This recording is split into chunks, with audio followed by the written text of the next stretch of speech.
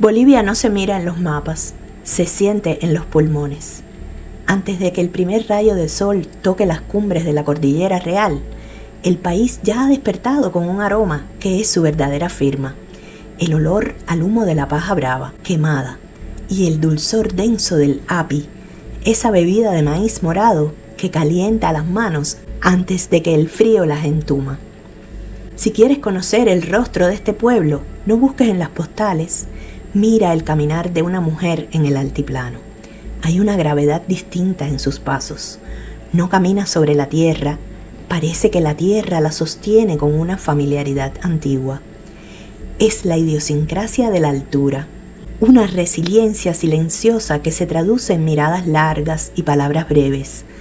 Aquí el silencio no es ausencia de ruido, es respeto por la montaña que todo lo escucha. En los mercados de La Paz o Cochabamba, el aire pesa. Huele a tierra mojada, a canela, a hierbabuena y a ese sudor honesto del que carga la historia en la espalda.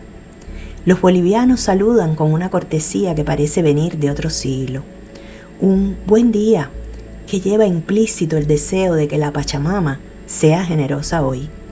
Es un pueblo que no grita sus penas, las teje en sus aguayos, donde cada rombo y cada hilo de color es un código genético de la resistencia. Imaginen el año 1825. El aire de los Andes está cargado de pólvora y esperanza, pero en el centro del continente hay una soledad inmensa. Antonio José de Sucre, el gran mariscal de Ayacucho, se encuentra ante un dilema que pondría a temblar cualquier estratega. Las provincias de Alto Perú están en un limbo. Argentina las reclama, el Bajo Perú las reclama. Pero Sucre, ese hombre de mirada limpia y principios de acero, siente algo distinto en el aire de Chuquisaca. Sucre lucha contra el sistema, incluso contra los deseos iniciales de su mentor, Simón Bolívar. Se enfrenta a la soledad de decidir si un pueblo tiene derecho a inventarse a sí mismo desde cero. El conflicto no era solo político, era existencial. ¿Puede un territorio sin salida al mar, fragmentado por abismos y selvas, sobrevivir como una nación soberana? Aquí aparece la paradoja. Bolivia nace como un acto de amor y a la vez como una declaración de independencia de sus propios libertadores. Sucre no solo fundó un país, creó una hija para Bolívar, una hija que llevaría el nombre del libertador, para asegurar su protección, una astucia política nacida de la necesidad de existir. Sucre terminó sus días amando esta tierra tanto que su último deseo fue que su corazón permaneciera en Quito, pero su legado se fundió para siempre en las minas de plata de Potosí. Esa misma soberanía que Sucre defendió con tinta y espada no vive hoy en los libros de texto, sino en los pulmones de quienes desafían la gravedad, porque en Bolivia la libertad no es un concepto abstracto, es la capacidad de subir a la cima del mundo, cargando con la propia cultura como si fuera el tesoro más preciado. Bolivia es el lugar donde la lógica parece tomarse unas vacaciones.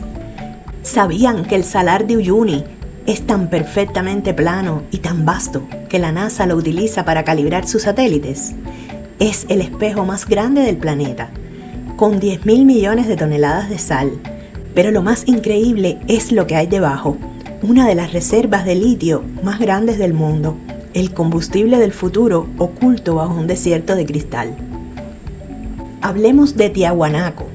Allí se encuentra la Puerta del Sol, una estructura labrada en un solo bloque de piedra de 10 toneladas.